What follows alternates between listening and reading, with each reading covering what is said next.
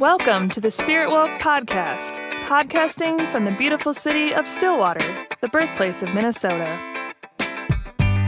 Are you going through a spiritual awakening? Do you wish to learn more about continued spiritual growth and want to meet others who are on a similar journey? We hope that this podcast and its community can be a meaningful resource for you. The SpiritWoke Podcast welcomes special guests from around the globe who share personal stories of their awakening journey, along with details of spiritual abilities they've developed along the way. So buckle up and get ready for this exciting episode. And now, here's your host, Adam Dins. Friends, welcome back to the SpiritWoke Podcast. I am beyond excited to have Christine and Brendon from Spirit Radical on today's show. Over the past half year or so, I've been inspired by Spirit Radical's work and spirit, pardon the pun, and was elated when they accepted the invitation to join the SpiritWoke Podcast. Here's a brief bio on Christine and Brendon. Christine and Brendon are twin flames and an Aussie-American husband and wife team. They own Spirit Radical, where they teach people how to discover their own inner healer and develop their intuitive psychic abilities. They share 25 years of collective experience in the spiritual development and in the healing arts to help transform others into living life with more freedom, personal empowerment, and purpose. So with that being said, Christine and Brendon, welcome to the cast. Thank you so much for having us. It is so wonderful to have you on the show. I've been looking forward to this conversation, and I think that our audience is in for the treat of a podcast for sure. So, well, we're honored to be here. Thank you so much. Yeah, well, honored to have you. And so you guys are calling in from Florida tonight. Yeah, that's right. Sunny and hot, humid Florida. Yeah, it sounds nice. Here in Minnesota, I think it's like 45 today. So it's, we're longing for the summer days for sure. Yeah, I can imagine. It's good stuff, though. But that being said, let's get right in to this, because I think we're going to have want to make sure we have enough time to get through all of the conversation that we have planned. So, I've been really inspired by you guys. I know I said that in the intro, and there's something about the content that you share, whether it's on video, whether it's a quote, whether it's your communication over the phone, or in the times that we've had the Skype together. There's something just that's really special about both of you, and just call it your spiritual honesty, if you will. And so I've been really looking forward to asking you this question, because I just really interested in hearing about what both of your spiritual awakening experiences were. Like what sparked it? Describe what the journey's been like for both of you. And yeah, so would love to hear your story. Well, first of all, Adam, thank you so much for sharing so kindly about, how we show up, because, that's scary for us to put ourselves out there. And I think for many years we wanted to do this, but, we're intimidated by the whole social media world. And so hearing that validation from people like you is really so amazing. So thank you. But yeah, to answer your question, I think we've had, Brendon and I, very similar backgrounds. We kind of lived parallel universes, even though we lived on opposite sides of the world, him in Australia and me in the US. But it was amazing. When we met, we discovered that we both had very similar journeys, meaning that we both came from deep depression, suicidal thoughts, and just a general dissatisfaction with how our lives were going. And yet both of us also were born with very uncanny spiritual gifts. So I know I don't want to speak too much on Brendon's behalf, but on my behalf, I found myself wanting to communicate with spirits all the time. My guardian angels, my cousin, he passed away when I was 6. And so I would talk to him at night, and I was always very cognizant of spirits around me, and I knew I was never alone. So as I grew up, I became an adult. The one thing that saved me from those dark thoughts and just feeling lost in my life was going back to my healing gifts. So, there are a million different routes to healing, but for me, it was through spirit. So meditating, going to healers, energy healers, learning energy healing for myself, going on spiritual retreats, all of those things pretty much reminded me of what I came here on the planet, like what I came here to share and be. And it was through that I basically was able to overcome those, the depression, the anxiety, and the suicidal thoughts. And when I had Brendon, it was like the same thing. He shared a very similar experience. Yeah, well, actually, when I was younger, I used to pray a lot, and my family was not religious at all. We didn't really talk about God. No one really even thought anything. Actually, most of the people in my family were atheists. So for me, it was quite unusual. But I felt this need to like pray all the time, and I saw spirits a few times. But at that young age, I didn't really have anyone to turn to share that with. So it kind of like I got scared when I saw a few things. So I kind of like, for me, shut it down a little bit. But I also at the same time had like this strong curiosity. And I used to ask my parents all the time, I want to see a psychic. I want to see, get a reading, and I want to get this and that. And then my parents are always like, oh, you can do that when you're 18, and when you're old enough and an adult, you can do all these things on your own. So being in my childhood like that, I kind of like shut them down a little bit, shut down my gifts, and kind of closed off from those experiences a little bit.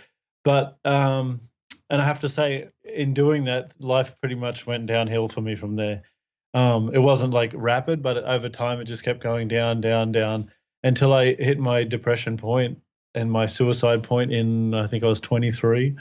And after that experience, it was then that I had my first prayer again. I hadn't prayed in years, and I felt connected, something different again. It was not different, sorry, familiar again. It was really an interesting experience to pray again. So then at that time, I then made a shift in my life, moved to another city, and really thought, all right, I want to get a reading. I want to dive into all this sort of stuff. And it was there that it started to unfold for me, and my healing journey began. So I could also feel like I overcome my depression and suicidal thoughts and anxieties and all those things. And yeah, life just took a turn, and it was really because I prayed again. Wow, that's awesome. So Christine, and kind of tying into Brendon's story, when you were growing up, did you have call it a religious background, or did your family have a faith that you all practiced? Yeah, so I actually had the opposite experience from Brendon. My parents are from Cuba, and so they were Catholic, but they weren't like an Orthodox Catholic. Like, they weren't super strict. They did put us in a Catholic school, so I had nuns for teachers, and we did go to church on Sunday. But really, it wasn't like super dogmatic in my house. My family believes in God and they pray. But other than that, it was very much, they're very open to spirituality in general. In Cuba, they do believe in saints and something called Santeria, which is like another religion over there. So that's something else that gets incorporated into the religion I had growing up. So I definitely had faith from when I was born, but the thing I was connecting to, I didn't necessarily see that around me. So for example, I always wanted tarot cards, and I didn't get to buy them for myself until I saved up my allowance when I was 12 years old, and my parents were not against me getting it at all, but they just didn't get it. They were like, why, so they definitely are spiritual and they pray, but they didn't understand the alternative, non-dogmatic form of spirituality that I was really drawn to, and like talking to spirits, like in that way, outside of praying, I wanted to still talk to spirits. And that's something that they didn't quite understand, but they were still open to it. So I'm very grateful that my parents didn't squash it out of me. They just kind of handled me like, oh, that's cute, pat me on the head, and then just kind of, walk on. Yeah, that's so fascinating. I was having a conversation with someone today who she's coming into her own spiritual awakening, and she's someone who's seen me a couple of times for Reiki, and we were just chit-chatting, and we were it was interesting because we were talking about how growing up that we both kind of had this thirst for God, right? Like, there is this inside desire to, and as kids, growing up, you don't necessarily, even as adults, sometimes we don't even know what we're doing, but it was just, we weren't forced. It wasn't something that we, our parents required us to do per se, but it was just this thirst inside to be close and connected to God. And hearing your stories, it just sparked for me, like with you guys, like, do you think there's some kind of connection between awaking spiritually, like kind of coming into your own spiritually and having that desire and that call it a thirst for wanting to be close to God or to spirit or the universe? Or do you feel like it's just as likely that someone would have an awakening if they never really felt that desire to have a connection. I don't think that there are any rules in how someone reconnects with what's true for them. Like how when someone comes into alignment, they can be completely atheist or have a near-death experience. They might have been a drug addict and they were about to die, and then all of a sudden they get an awakening. So I think spirit can come, and I mean, you can feel that alignment no matter what. So I don't know that that's necessarily an indicator of how that will come. But I do want to say, Adam, I loved how you described it like a thirst for God. That perfectly sums up how I felt as a kid. Mm-hmm. So thank you so much for sharing that. And I agree with that too as well. Even for myself as a kid, even though I didn't understand what was going on and what I was seeing, and I didn't really have anyone to explain it to me, I still had this like wanting to connect. I wanted that connection. So yeah, I that's really good words what you use. I agree. Well, it's interesting because I recall growing up, I was born into a Jewish family, but my dad was religious on the holidays, but outside of that, he was fairly atheist. And my mother's side, although they were Jewish or are Jewish, my mother was more of a wild child, a free spirit, if you will, kind of in more of the lines of the stuff that we all kind of believe here now in this conversation in regards to the universe and spirit. But we didn't really talk a lot about that as a kid. I didn't live with my mom. I lived with my dad, so I didn't have much insight into it. But I, not being religious and not having a faith, I just would recall laying in bed at night, all the time in Florida where you guys are in the nice warm weather. And, I'd be laying in bed at night and, it always rains and it storms and it's loud and there's thunder and lightning. And I would just lay in bed and I would say, God, if you're real, if you're there, send a bolt of lightning and let me just see it come through the window so I know it's you. And then like I would just start rolling through the God archetypes that I had in my head, like Jesus, if you're God, send a lightning bolt through, or Buddha, because at that point in time I didn't know that Buddha wasn't a god. You just kind of hear Buddhism and Christianity and different religions, and you associate the figurehead with the religion, if you will. But yeah, my whole life and not to carry on, but that from childhood all the way through to adulthood, going through and experienced religions and faiths like Christianity and others, it was just kind of like, wow. And now I'm here, and just looking back at the journey, it's like, wow, like I always had this passion to find truth, and it's just kind of cool because going through the awakening, it's not like anything I would have expected. Yeah. Right. Isn't that interesting? Yeah, it actually like makes me think like when you're expressing what you're expressing, it makes me think like for me, and maybe this resonates with you, I'm not sure, but for me it's like I don't just want to be told what the truth is, I want to experience the truth. So I want to like, God, show me a sign. I want to see something. I want to feel something. I want to experience it. I want to notice that shift. I want to wake up tomorrow and feel completely different because I healed something. Like I want to feel and experience it. So I don't know if that's kind of like if we're on the same page with that there, but that's how I like to feel as well. I want to feel something. I don't want just someone to say God is true or you should believe in God. No, I want to feel God. I want to sense God. I want to know I want to know what that is like. I want to experience it, Yeah, that is spot on. That is spot on. Yeah, absolutely.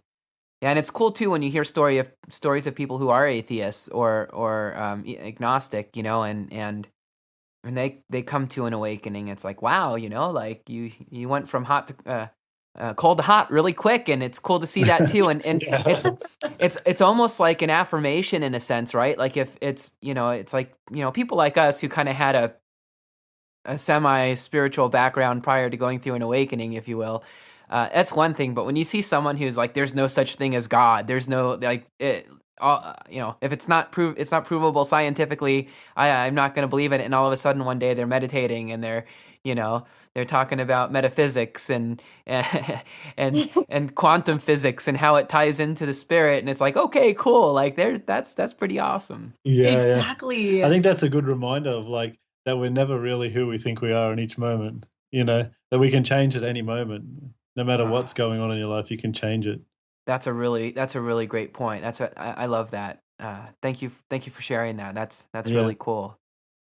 Okay, so we talked a little about both of you. Now let's talk a little bit about Spirit Radical. Would you share a little bit about what Spirit Radical is?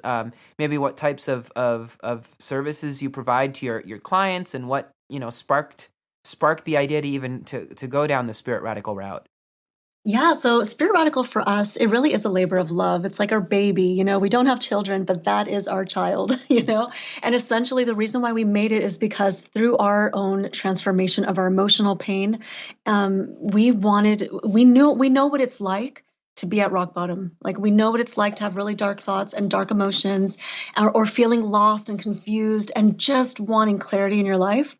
So through that and our experience learning about the healing arts, we wanted, and also healing ourselves, we knew we needed to share this with other people. Like it would have been so selfish for us to keep this for ourselves.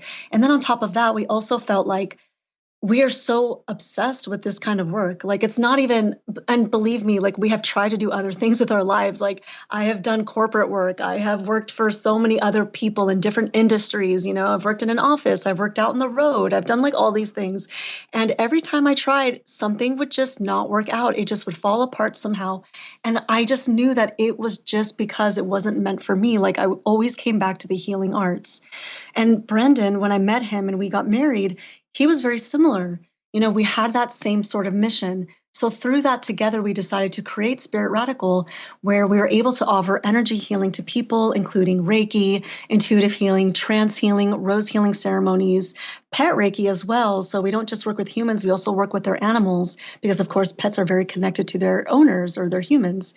We also do our intuitive readings, which kind of like a psychic reading, but I feel that it's much better. It's much more empowering in the sense that we don't just, tell someone their future, like predict it as if it's set in stone, because we don't believe that it is. We believe everyone has like a mock-up or a kind of a blueprint. However, once we get on Earth, we have complete free will. So we basically just help you to navigate the different momentum and energies that are coming at you in this precise moment so you can make the best decision for yourself.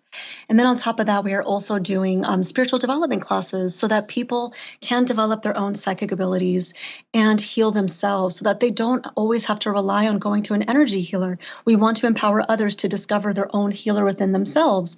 So that's why we also just launched our brand new class, Rose Above, which is basically teaches people how to heal themselves with roses using a rose healing ceremony. And this basically is a shamanic practice from Mexico, and it's super heart opening. And it just really brings in the divine feminine in such a beautiful and strong way. So that's right now how we're working, but we definitely want to create more classes like that, more programs so that people can really go much deeper with their own inner connection. And also Spirit Radical for us is not only we're a couple, but doing this work together is also kind of sacred and special for us as well, to try to both be in that space and working together. It's really nice as a couple. So yeah, I should say that's the caveat, is that was another reason why we wanted to create Spirit Radical, because we really wanted to work together, and we really felt like us together in that way, that is like the strongest medicine that we could possibly offer for people. Yeah, that's such a wonderful story, and I love that, part of the vision of Spirit Radical is to empower people.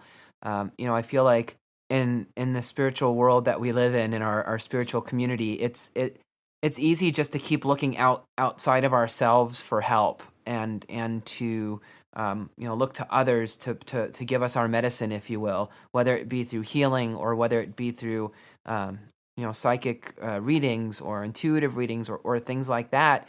And it's interesting because I've been on both sides of the coin, because I was at that point for quite some time. When my dad passed in 2005, the whole reason I'm sitting here talking to you right now about this really cool stuff is because I was introduced to a medium who was able to connect with my dad, and it was one of the most emotional, beautiful experiences that I had up to that point in my life.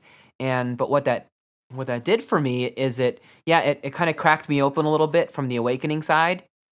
But the flip side of it is it got me sort of, I won't say hooked, but like I just needed every year or two to go talk to a medium to reconnect with my dad, and for help, if you will. And so, it's kind of I hate to use this phrase, and it's not meant to insult anyone who's doing this, but this was just this is my story. It's kind of like a junkie, like I would get my hit and I'd feel really good, and then I would go for a while and I'd feel down and depressed and like lonely, and I lost a few other people after my father, and I've shared this on the podcast before, but I was diagnosed with PTSD related to loss, and I was just struggle, and then I talked to a medium that was able to connect and truly connect, not just because I wanted to believe that they were connecting, but it was a real connection, and I'd felt good again.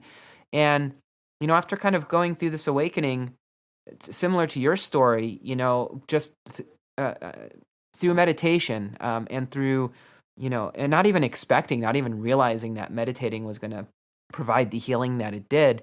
But it's like, wow, like, holy moly, like I'm healed. Like I'm healed from a lot of this pain and grief that I had. And I didn't realize that was within me. I didn't know it was even possible. And, through meditation, I've also seen loved ones that have crossed over and have had really amazing connections with them, and so my point is, and rambling on here about that, we're all, for those listening in who kind of feel like, wow, I just need to hear from somebody else what's going on. Everybody can connect. Everybody has that innate ability to.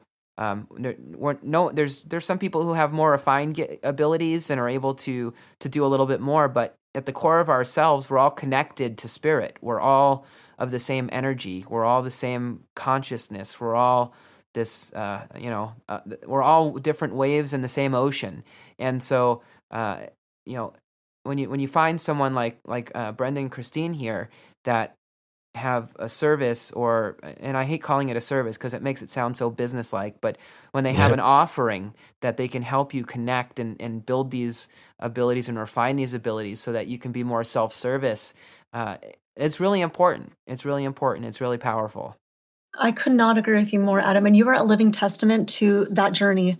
Maybe at first you didn't even realize that you had that ability. And then through that process, you discovered that within yourself, but it was always there, right? And that is for us, our greatest satisfaction is when we are able to guide people back to that part of themselves when they didn't even realize that they had it, but it was always in them. And so many people might say, oh, but I'm not psychic. I don't know how to, I don't see colors or visions or whatever the case may be. But in reality, it's just because it's a muscle that you haven't really used. It doesn't mean the muscle's not there. It's like going to the gym, right? Like you just haven't built that muscle up, but it is in you. So I love that you shared that because you really are a living testament of that. Oh, well, thank you. And I'm grateful for people like you folks who really do invest in other people, and that's why we have this podcast, right? Because people who are going through the awakening experience that kind of feel alone or lonely through this, again, we want you to feel empowered and we want you to feel that you have a community and people who have your back. So anyway, so let's, as you were mentioning before, in terms of your services, your healers, a lot of different healing modalities that you practice, and it's so fascinating. And I'm really fascinated by your foray into rose healing as a Reiki practitioner, and that's really my primary modality in terms of healing. I was really fascinated to just start to see some of the teasers, if you will, before you released your rose healing course about rose healing, because I'd never heard of that before. And so how did you guys start working with roses? Like, what's the story there?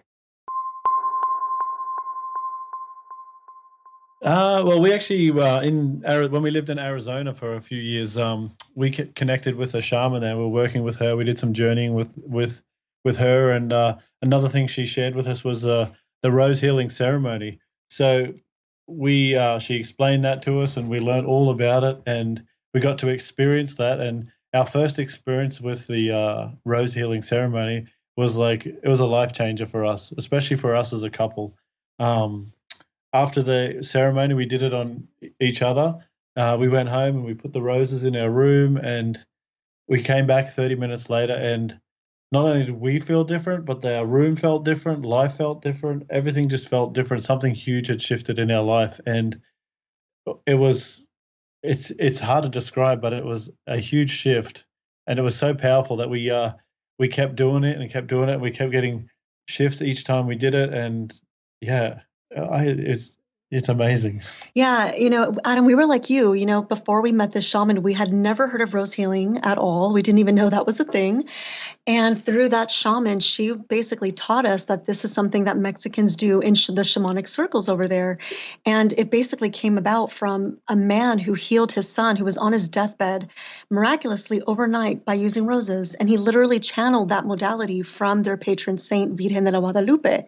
So through that story, she taught us how, why it came to be, and she taught us how to do it. And essentially, we're placing roses on our bodies and on each other.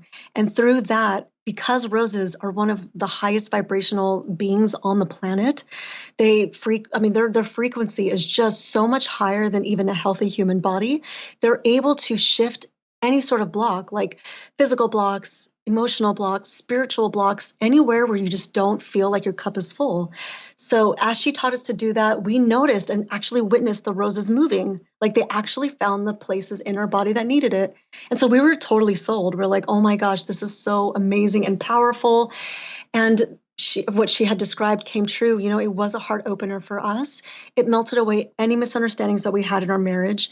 It just made us feel this divine feminine energy, that receptivity, that creativity, that wildness, allowing life to just flow. It helped all of those things in her life. So from that experience, we were like, okay, we have got to share this because more people need to know about this because A, not only is it so profound and effective, but B, it's so easy. Like you're using a tool that anyone can get, like if you have a garden with a rose bush, you can get them in for free in your backyard, or you can go to the grocery store and get them. So it's like it's such an approachable healing. You don't need to be an energy healer. You don't have to be accredited. You don't even have to be spiritual. If you just want to heal and feel better, that's all it takes. It's just about intention and using a high vibrational tool like roses. And it's very good for people who want to experience it. They don't just want to lay there and have Reiki and just be like, yeah, I was kind of sensing this and sensing that. Actually working with the roses, you can not only visually see the changes in the roses and see what they can do and see them moving and doing all sorts of interesting things. It's just very experiential. So you can get a lot of benefit from that. So following up on that question then and what you just said, because, I think there, as people are listening to this podcast, I'm sure they've looked into other. Well, I shouldn't say I'm sure. I'm sure there are some people who are listening who have looked into spiritual healing, such as Reiki or trance healing or sound healing, you name it. Right? What's the key difference between, say, rose healing and some of the other modalities? So I always feel like, every energy healing is going to give you benefits no matter what it is. I find that with rose healing specifically, because it does vibrate. So it basically vibrates at 320 megahertz, and the healthy human body resonates at about like 62 to 78 megahertz. So it's a huge jump, right? Now, because flowers vibrate at that frequency, scientists have measured that it actually is the same frequency as a human heart in love. So you can imagine you're using a tool that is pure love on you. And so sometimes when you do other energy healing modalities like Reiki or sound healing, they're also beautiful frequencies. But for example, with Reiki, the practitioner is using symbols that they have been attuned to. So first of all, that person has to go to a professional to get that Reiki healing. Whereas with roses, there is no sort of advanced training. You don't have to get attuned. There's no symbol that you need to learn. It's literally super approachable. So with that rose healing, what it does is it works directly on the heart level. So whereas other energy healing modalities, they typically you'll feel relaxed after a session. With a rose healing ceremony, what I find is people leave feeling so loved. It's like this gooey, warm, if you can imagine like a Mother Earth, Mama Bear energy, like just wrapping you with a blanket. And I can't tell you how soothing that is if you're especially dealing with grief or sorrow, or you've just got out of a divorce, or like you when your father passed away. Like if you could have had a tool like that to just make you feel like you're safe and you're loved, like what difference would that have made in your healing journey? So that's what I find. Now, it's not to say that you can't get healing like that from other modalities, but I do find, and believe me, we work with a lot of different healings and modalities. So it's not like this is new, like these kind of frequencies are new to us, but there is a palpable difference with this because it does give you that love energy. Yeah, It sounds beautiful. Well, so let me ask you this question then. There may be some people listening in or down the road that are listening in, which I guess would be they're listening in because there is no pause on the.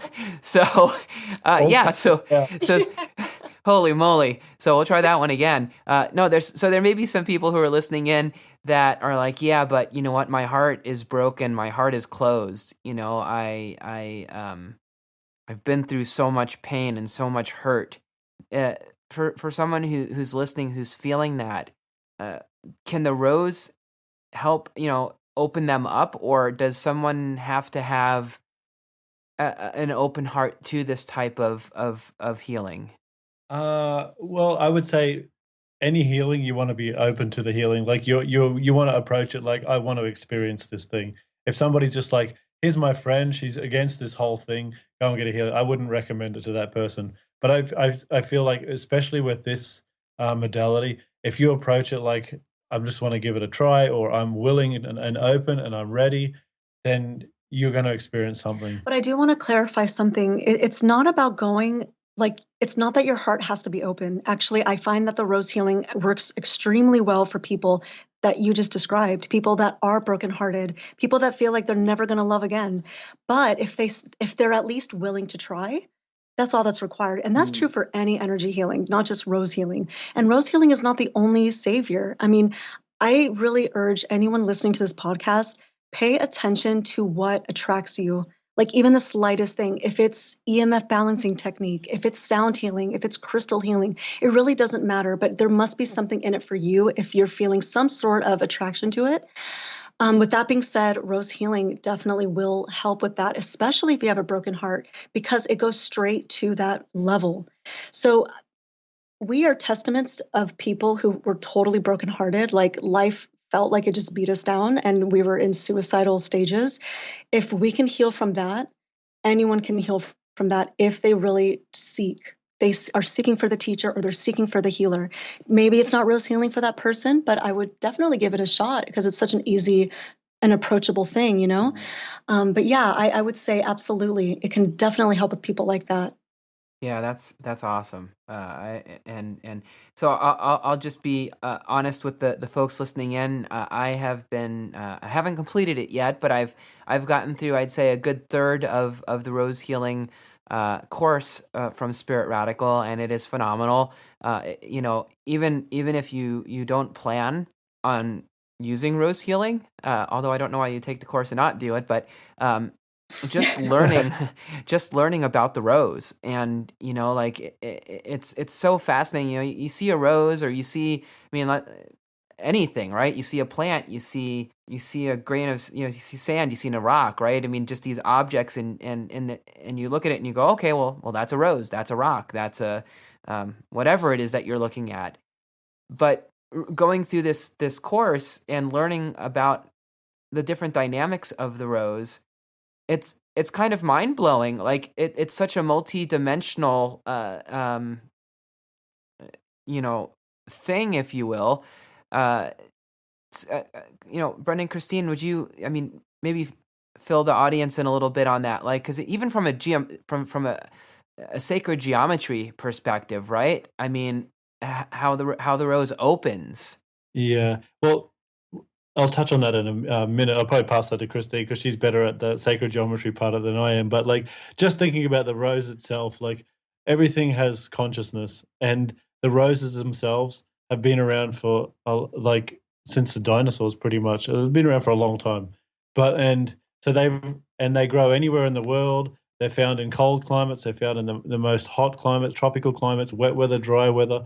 They're pretty much all around the world, and they've survived all sorts of things, and they've been around for a long time. So they have a resilience and a strength about them as well. So that's also in their consciousness as well. Not only is there a love to them, but there's also a strength to them as well. So that consciousness is kind of helps in the process of a rose healing and imparting on that. So yeah, it's really interesting. At least in the U.S., I can't speak for other Western countries, but in the U.S., we're very much taught like it's such a humble, fragile, frail little flower that you give your lover on Valentine's Day, and that's that, And then when I learned from the shaman all the ways in which the rose is so hardy, like it's actually one of the hardiest plants. Like I don't even know why we don't give it the credit that it deserves.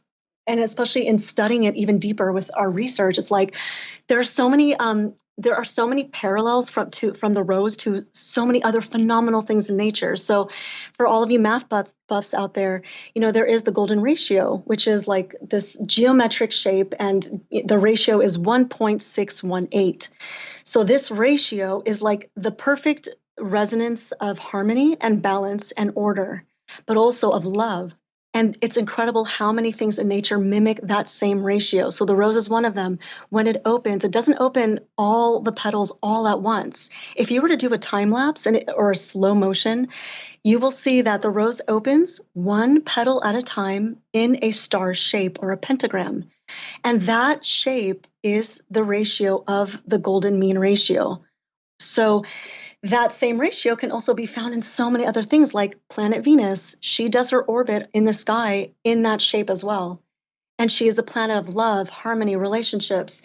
If you look at so many other things as well, like the ratio of your forearm to your hand is identical to the ratio of the hand to the whole arm from the elbow down. It's like everything in nature has this pattern.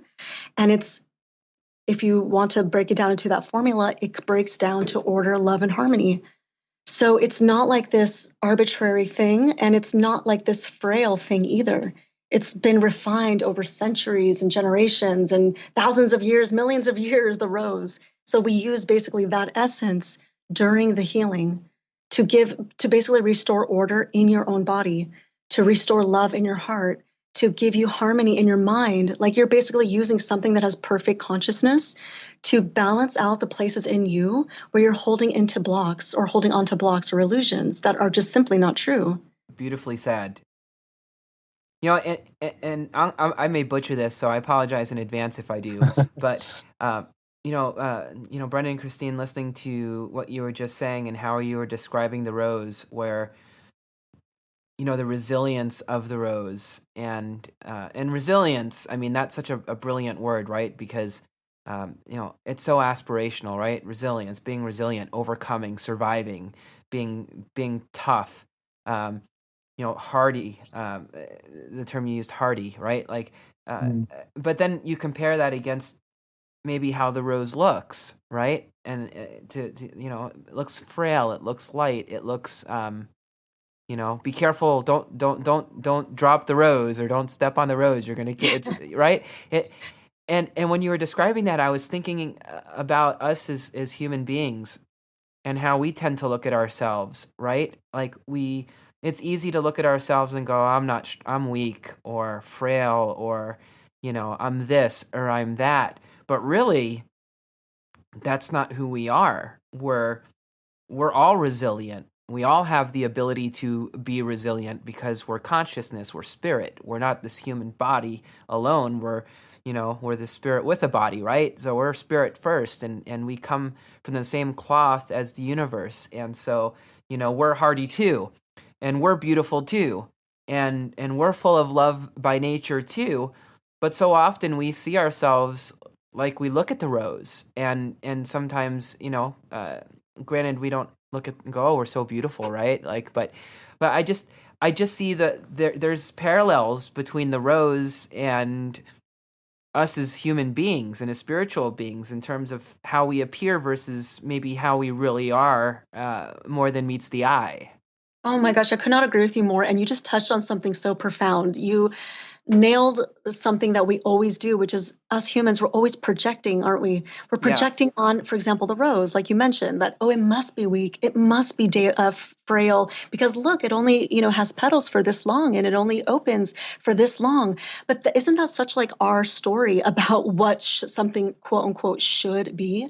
What if that's like the strongest it can be? What if it's opening for just that precise amount of time because that's like the best amount of light it can get? Or the morning dew, it needs to be open for a short time because it only needs that little bit amount of moisture. But we do that to ourselves too, like you mentioned. And I remember learning from this lady, this vibrational medicine practitioner, and she taught this incredible class about how humans, how we are actually born from, when we're on the other side and we're just soul consciousness, how we actually then incarnate into our physical bodies for the next lifetime. And I can't remember the numbers, but the odds of us being born, they are so low. I mean, we have to overcome so many incredible universal forces. She broke it down in such a way that made me realize, like, for anyone, and me included, that ever thinks that we are weak, we're stronger than pretty much anything you've ever even imagined for us to have actually even been born. Like, we had to overcome gravitational forces, universal forces, then coming into a biological thing. You had to pick your parents. You had to find a way to get them in the most fertile state. And, there was just all these things that had to happen in energetic milestones. So I love that you shared that, because you just basically called it for what it is, which is just a story. Like, we just have a story that we're weak, or that weak, or who cares about that rock? It doesn't do anything. It's just sitting there. But everything has consciousness, and it's infinite, right? Absolutely, and then when you parallel the rose to us as human beings, and thinking of the restorative nature of the rose, it's almost like the rose is saying, it's almost like let me think of how to say this, because again I'm riffing, but it's almost like the rose bringing you back to your to who you're supposed to be, right? Because it not to who you're supposed to be, but to who you are in a lot of ways, right? Because we may get frail. We may go through things that beat us up, but maybe the rose is also a reminder of who we truly are deep down inside. Yeah, exactly. And even though, like, when you look back in the research that we did, and you see how roses have survived over all these years, and what they've been through in their own evolution and personal journey of the roses themselves, at the end of the day, they're still showing up, showing their beautiful flowers and showing their true colors, no matter what. They still do it. They're still they're just being, and that's such a beautiful thing, because I think as humans we forget to just be, we forget to shine our light, to show our true colors, and the rose absolutely reminds you. And it reminds you, and it's also a gift from the universe, and that it allows the universe has given this gift of a rose to us to help restore us, right? It's like because it is such a parallel to us that it's almost like recharging a battery, right? My battery's dead, so you put the plugs on it, right? The jumpers, and it's the battery's going again. It's like, because we're so similar, and because I think, Christine, as you said, the rose vibrates to the at the same frequency that the heart is when it's full of love, right? Which is the ultimate vibration. And so like attracts like, and vibration attracts vibration. And it's just amazing that the universe gives us these gifts that are right in front of us the whole time. And we look at it and go, oh, it's a rose. And there it is. And you've done such an incredible job with teaching us how to use this beautiful tool to kind of help restore us and bring us back to who we were. Yeah. Well, we really appreciate being able to share it. And the way you just described it is exactly right. I mean, you nailed it on the head. It reminds me a little bit of Eckhart Tolle in A New Earth, where, he talks about how, you can look, I think he used the analogy of a flower, right? Or maybe it was a plant. Actually, no, it was a chair. And he's like, you see a chair that's sitting there, and it's just a chair, right? It's just an object. But a painter, an artist, sees the beauty in the chair and paints it, and then sells it for millions of dollars. But it's just a painting of a chair that was worthless before, because it's just a chair. But but it's interesting when you see the beauty in things like the rose, and just the power that it has when you look past the surface, and not just as it applies to the rose and rose healing, but to ourselves, to our hearts, to who we are as spiritual beings.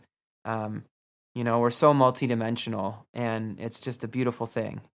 It really is. I hope that people, if this resonates with any of the listeners, I really hope you give yourself a chance to work with roses in this way.